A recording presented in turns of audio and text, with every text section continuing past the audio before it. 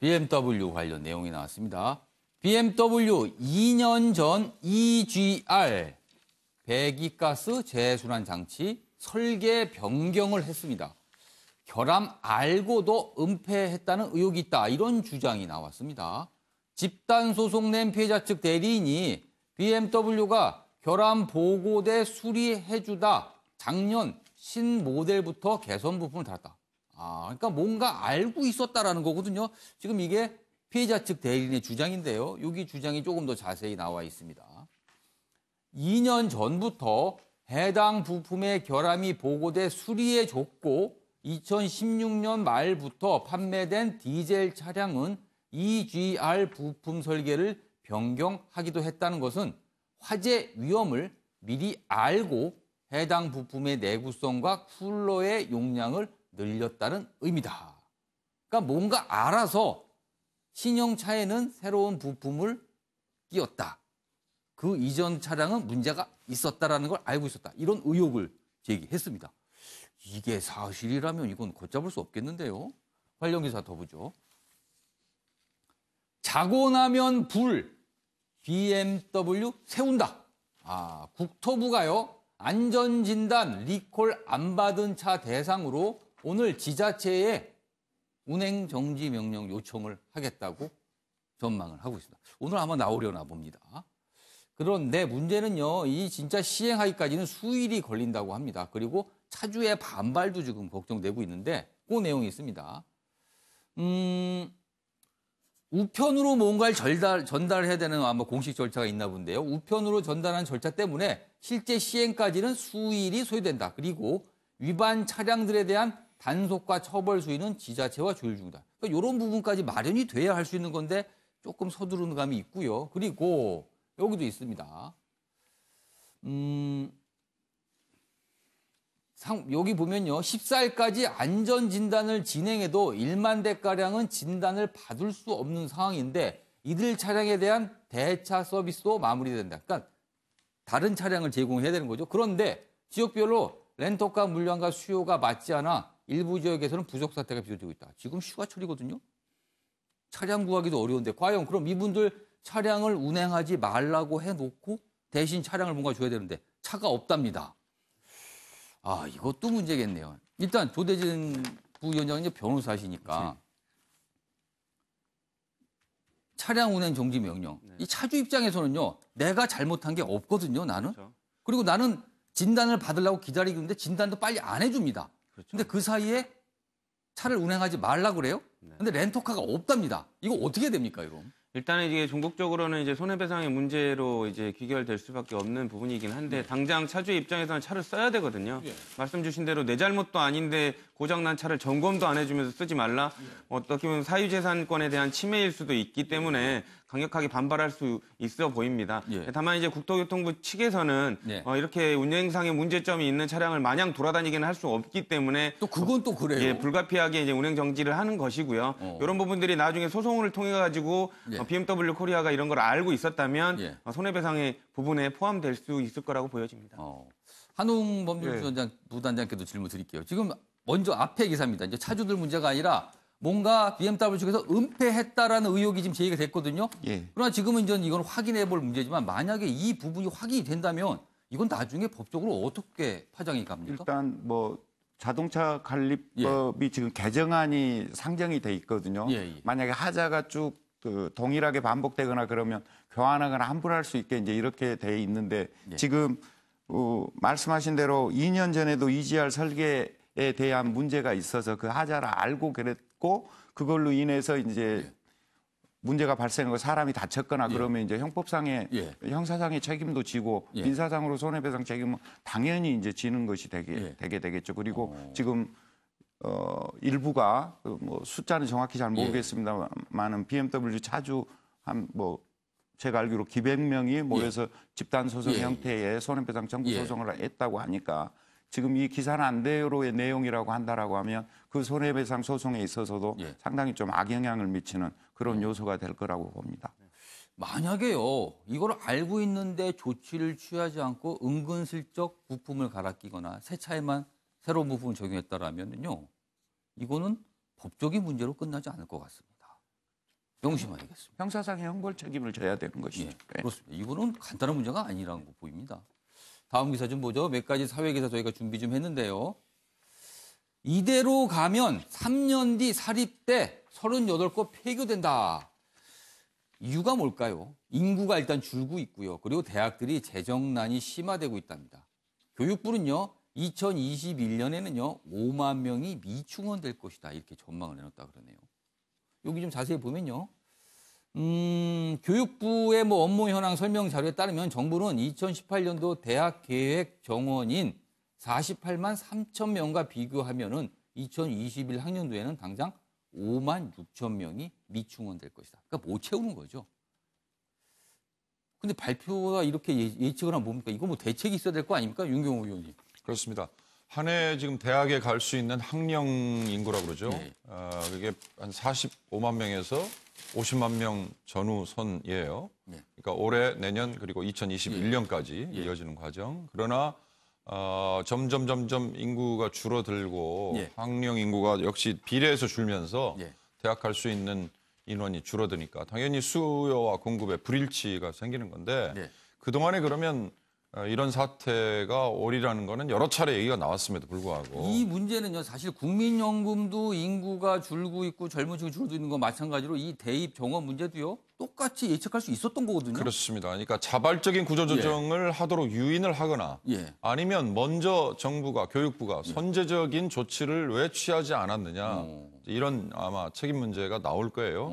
그러나 아시다시피 국공립대학이야 정부의 예산에 전적으로 의존을 한다 치지만 사립대학은 지원과 등록금 결합돼 있지 않습니까? 예. 그런 점에서 사립대학에 그렇게 강한 조치를 취하기는 아직은 이른 상황이었어요. 그러나 이미 자진 폐쇄 또는 강제 폐쇄 형식으로 예. 몇몇 대학들이 구조조정 예. 단계에 접어들었고 예. 무엇보다 중요한 거는 그동안 인가가 너무 남발이 돼 있었죠. 예. 특히 전문대학이 3년제 또는 4년제 대학으로 전환되면서 일반 대학과의 구분도 지금 애매해졌고요. 예. 그런 점에서 사실은 갈 길을 스스로 찾아야 될 것 같습니다. 예. 특화하는 분야를 찾는다든지 예. 아니면 통폐합을 통해서 점점 이 수요를 맞춰서 공급이 따라가줘야 공멸을 피하지 않을까 싶습니다. 또 이 대학이 이제 폐교되는 대학이 늘어날 것 같으니까 정부에서 뭔가 좀 서로 통폐합을 하거나 아니면 알아서 문을 닫아라 또 압박을 하면 또 이게 규제다 또 이렇게 얘기가 나올 것 같아서 정부도 참 고민이 많긴 할 것 같습니다. 다음 기사 보죠. 주검으로 돌아온 소방대원, 돌 지난 쌍둥이 아빠 안타까움. 한강에서 구조활동 실종된 소방관 2명 며칠 전부터 기사가 있었는데요. 결국에는요. 이 소방관 2분께서 시신으로 발견됐다는 안타까운 소식이 있습니다. 같은 날 임용된 동기생들이라 그래요. 더 안타깝네요. 쌍둥이 아빠인데. 이걸 어떻게 해야 됩니까? 참. 다음 기사 보겠습니다. 성폭행 혐의 안희정 오늘 운명의 날. 위력 합의 여부 재판 1심 선고가 오늘 있습니다. 여기 보면요.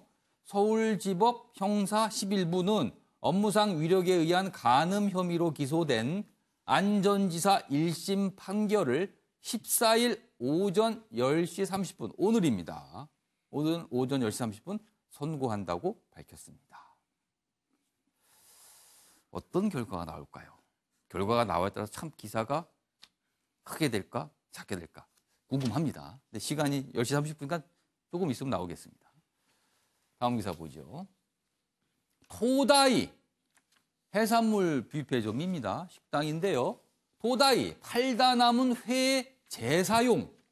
논란이 됐습니다. 시끌시끌합니다. 이건 버려야 되는데 이걸 재사용했다고 해서 시끄러운데 근데 막상 식약처는요. 위법이 아니다. 이런 입장을 내놓고 있어서 이게 어떻게 된가 논란입니다. 진열했던 회로 롤 만들어 다시 내놨는데요. 지침에는 위생수칙 지키면 문제없다 이렇게 돼 있답니다. 그러나 전문가들은요. 아니 그럼 뷔페점에 가서 누가 진열했던 걸 다시 내놓으라고 생각을 하냐. 이건 배신이다. 이렇게 얘기를 하고 있는데 이게 식약처에서는 조금 다른 얘기는 알아보는데 그 얘기가 여기 있습니다. 그렇다고 토다이의 음식이 식품위생법 시행규칙을 위반했다고 보기도 어렵다. 식약처 지침은 손님이 먹다 남은 음식의 재사용을 금지한다. 그렇죠. 먹다 남은 건 이건 재사용하면 안 되죠. 식당이 테이블에 차려서 손님에게 제공한 음식을 말한다. 그런데 토다이 음식은 진열된 음식이다. 뷔페 식당이니까요. 그 식약처 관계자가 한 말이 있습니다. 토다이 음식은 먹다 남은 게 아니라 진열된 것이어서 위생 수칙을 지켰다면 재사용해도 법률 위반으로 보기 어렵다. 가만히 있어봐요. 이게 어떻게 된 겁니까? 이거 조대진 변호사가 좀 짧게 설명 좀 해주면 좋겠는데 그렇다면 뷔페 식당에 남은 음식이 있을 때 내부 회사 지침으로 요거는 어떻게 해서 재사용해도 됩니다라고 돼 있으면 쓰겠다는 거 아닙니까? 그렇죠. 이제 법령 위반만 아니면 예. 위법은 아니고요. 그러니까 소위 말하면 시민들의 입장에서는 예. 이거 찜찜하고 이거 이러면 안 되는 거 아니냐라는 비판이 있을 수 있는데 법제상으로는 찜찜한 게 다 위법은 아닙니다. 하지만 그러니까 찜찜하지만 위법이 아닌 사항을 업체들이 이제 이용을 하는 것이라고 볼 수 있는데요. 예. 문제는 이제 그 서비스하는 업체에 있어서는 예. 사람들이 신뢰에 맞는 서비스를 하는 것도 어떻게 보면 의무라고 볼 수 있는데 예. 이런 부분들이 형사적으로 문제는 되지 않지만 그 대부분 그 식당에 가는 사람이 음식을 재활용해가지고 다른 음식이 나올 거라는 생각을 못 하거든요. 그런 건 생각도 안 하죠. 그렇죠. 그러니까 그런 부분의 신뢰를 깨뜨렸다면 이런 부분은 서비스 제공에 있어서 민사 책임은 발생할 가능성은 좀 있다고 보여집니다. 그럼요. 혹시 이렇게 하면 어떨까 싶습니다. 이렇게 재사용을 하는 게 문제가 없다면요. 뷔페 식당에서 어떤 음식 코너에는요. 이 진열된 음식은요. 재사용한 재료가 들어가 있습니다라고 써주시면 어떨까요? 그러면 아무도 안 이상할까요? 갈 겁니다. 아니 그렇게 할 수 있다면 그걸 써줘야 되는 거 아닙니까? 소비자는 알아야 되는데. 좀 이상합니다. 자, 요 내용도 좀 다른 기사 보겠는데요. 굉장히 지금 시끄럽습니다. 논란도 많고요. 주장도 난무하고 있습니다. 홍대 몰카범 징역 10월 실형. 그러자 워마드 성편파 판결 반발하고 있습니다. 1심 법원이요. 여기 요 내용부터 보죠. 홍대 회화과 누드 크로키 수업에서 동료 남성 모델의 나체를 찍어 유포한 혐의로 기소된 동료 여성 모델에게 1심에서 징역 10개월의 실형이 선고됐습니다. 법원이 불법 촬영 초범에 실형 선고를 내린 것은 드문 경우다. 이 때문에 여성 커뮤니티 사이트에선 편파 판결이라는 비난이 확산되고 있다. 어떤 비난인가 하면요. 이렇습니다. 가해자가 남성이었던 기존 사건들과 비교해보면 이번 사건의 피고인이 초범이고 피해자도 한 명인데 징역 10개월을 선고했다는 건 편파 판결이라는 논란을 불러일으킬 수 있다. 이런 비판이 나오고 있고요. 반면에요. 법조계에서는 실형 선고가 충분히 가능하다는 입장이다. 피해자와 합의가 안 되면 실형이 나오는 게 일반적이라 편파 판결 주장에 동의하기 어렵다는 얘기다. 이렇게 갈리고 있다는데요. 그럼 여기서 박진아 아나운서가 전하는 좀 더 자세한 이야기 들어보고 오겠습니다. 남성 혐오 사이트 워마드에 올라온 서울대 몰래카메라 게시글에 대해 경찰이 수사에 착수했습니다. 어제 오후 서울대 총학생회장은 서울관악경찰서에 관련 고발장을 제출했는데요. 학내 불법 촬영 카메라 설치와 유포 의혹을 받는 이용자 전부를 고발한다고 말했습니다. 이어 철저한 수사를 촉구했는데요. 학내 구성원의 불안과 두려움을 없애기 위해 경찰의 도움이 절실한 상황이라고 강조했습니다.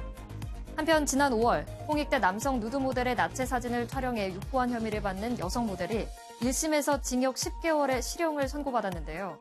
재판부는 얼굴이 노출된 남성 모델에게 회복할 수 없는 인격적 피해를 줬고 사진 유포의 파급력을 고려해 처벌이 필요하다고 말했습니다. 이에 여성 모델에게 징역 10개월과 함께 40시간의 성폭력 치료 프로그램을 이수하도록 명령했는데요. 재판부는 피해자의 성별에 따라 처벌의 강도가 달라질 수는 없다고도 강조했습니다.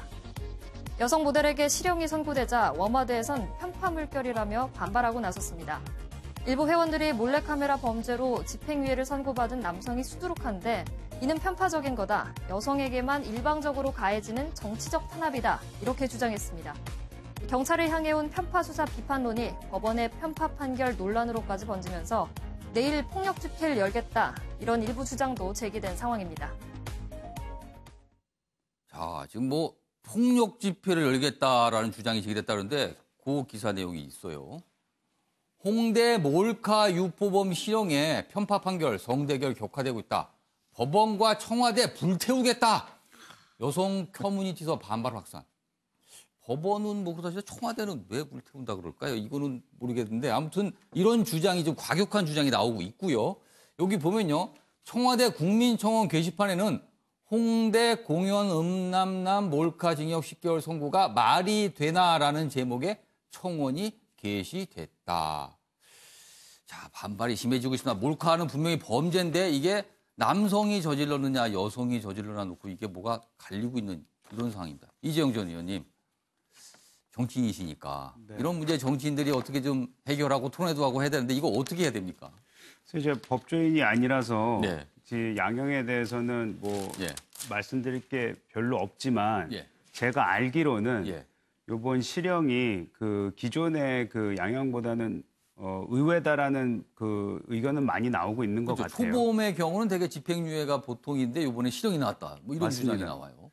근데 사실 보면은 예. 예전에는 이제 이런 그 나체 사진, 예. 이런 동영상 이런 것들을 가지고 소유하고 있으면 그런 건 보통 지인들끼리 나눠봤거든요.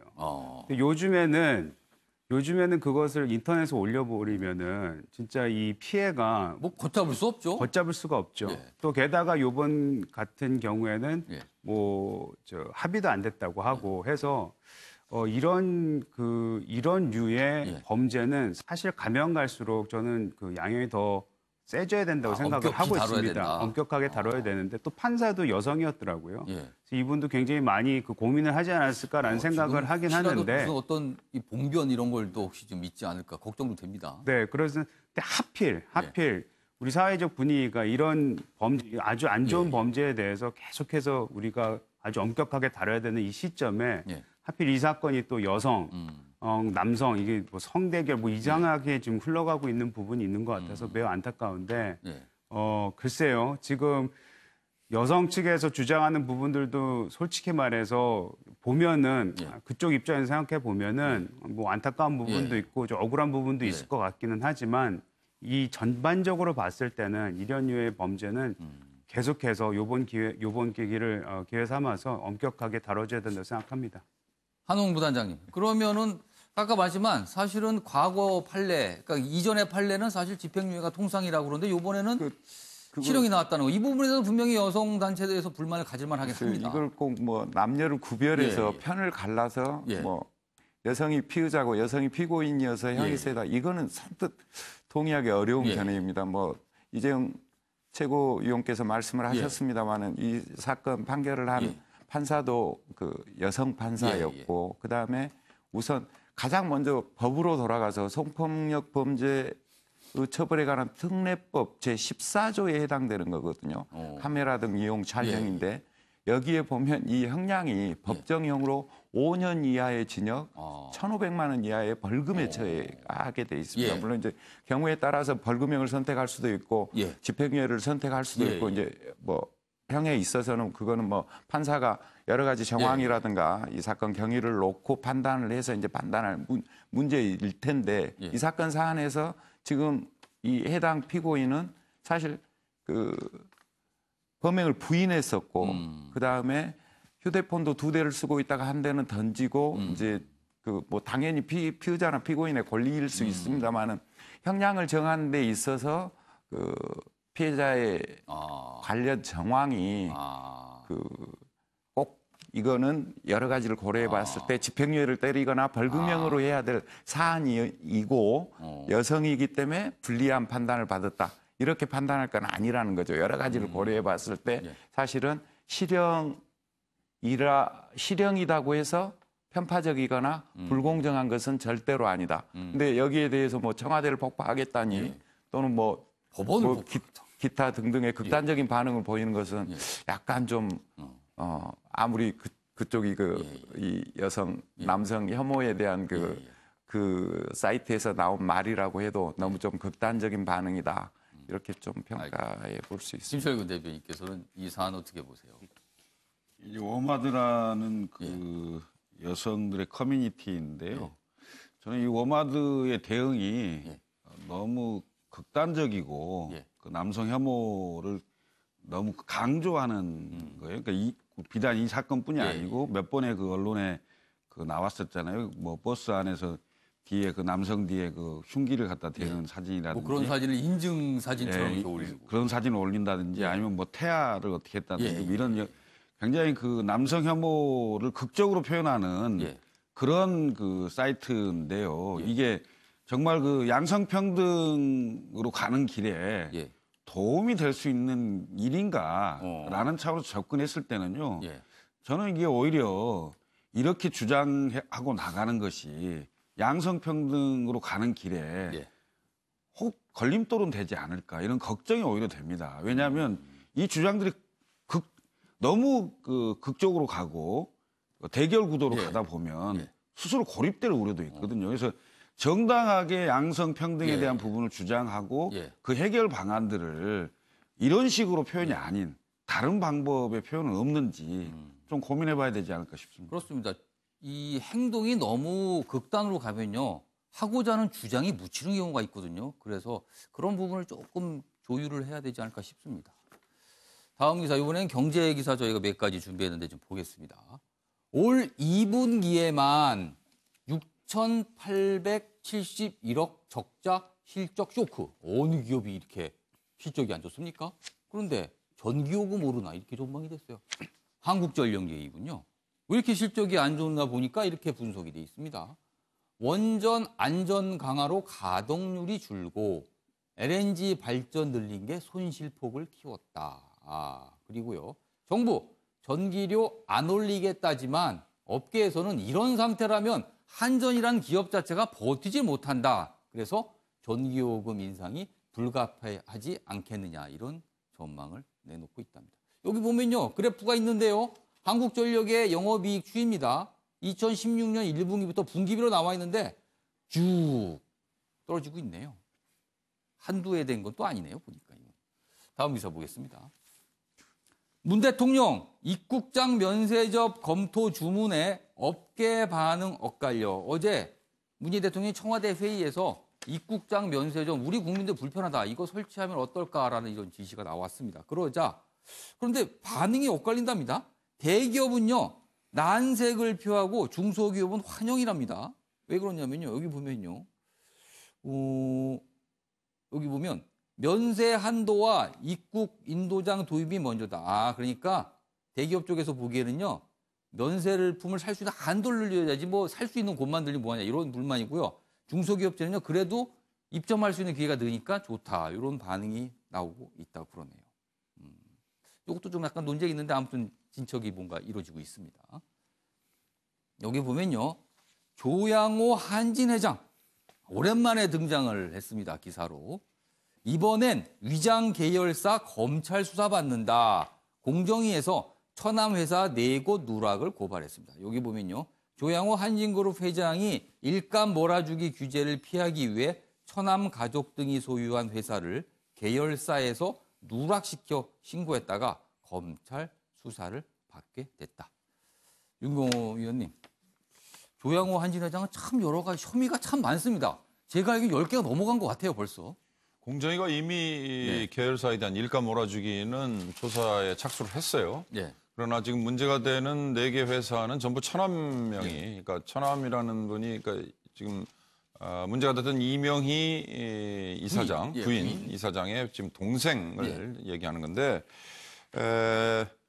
관련 이 내용들을 보면 주로 대한항공의 기내식 납품이라든지 또 그와 관련된 여러 가지 식자재 공급이라든지 뭐 흔히 말하는 케이터링이라는 업체 있지 않습니까? 뭐 이런 것들이거든요. 여러 가지 얘기가 나오네요. 예, 그런 점에서 사실 규모가 크지는 않지만 대한항공 쪽에서 100% 밀어주지 않으면 불가능하다. 그런 점 때문에 지금 공정위가 아마 칼날을 댄 것 같아요. 연관된 얘기지만 사실 이 면세점 얘기가 갑자기 튀어나온 거는 이제 독자들이 아마 잘 구분을 하셔야 될 텐데 외국인들만 쓸 수 있는 외국인 전용 면세점과 내국인이 갈 수 있는 면세점 이게 구분이 돼 있습니다. 우리는. 그러니까 지금 문재인 대통령이 얘기한 입국장 면세점은 내국인들이 그러니까 우리가 지금 비행기를 타거나 또는 출국을 할 때 안전 점검을 하고 나서 그러니까 시큐리티 체크를 하고 나면 출국 직전에 여러 면세점들에 가서 쇼핑을 하지 않습니까? 그걸 나중에 귀국할 때 가지고 들어온단 말이죠. 선물 등 사갖고 여행 내내 갖고 있습니다. 그거를. 그렇습니다. 그런 점에서 들어올 때 면세점에서 쇼핑을 하면 훨씬 더 편의가 제공되는 거 아니냐 이런 거고. 그다음에 이제 면세점에서 살 수 있는 품목이라는 게 물론 뭐 유명 명품 브랜드, 해외 브랜드가 많긴 하지만 소비를 국내에서 오히려 하도록 유도할 수 있지 않느냐 이런 거고요. 국내 소비 진작 차원의 의미도 있는 거군요. 그렇습니다. 대기업들이 반발한다 이거는 사실 기존의 면세점이라는 게 국내 면세점도 있고 해외 그러니까 외국인 전용 면세점도 있지만 신세계, 롯데 뭐 이런 주로 대기업 계열사들이 면세점을 운영을 했기 때문에 그들로서는 사실 기득권 침해가 좀 우려되는 거죠. 그러니까 면세점이 하나 또 늘어봐야 좋을 게 없다라는 그렇습니다. 생각인 거네요. 뭐 항공사들도 사실 비행기 안에서 면세점과 마찬가지로 면세 제품을 팔고 있기 때문에 그러니까 대한항공과 아시아나항공 같은 항공사들도 아마 이 조치가 자기들에게는 별로 그렇게 반갑지 않을 거예요. 그러니까 그런 점에서 보면 대기업들이 반발을 하는 거는 기득권을 지키는 차원에 분명히 그게 있습니다. 그러나 소비자의 편익 제고, 그다음에 국내에서의 소비 진작, 이 또 항상 하는 얘기지만 이게 규제 완화하고도 연결이 되는 거거든요.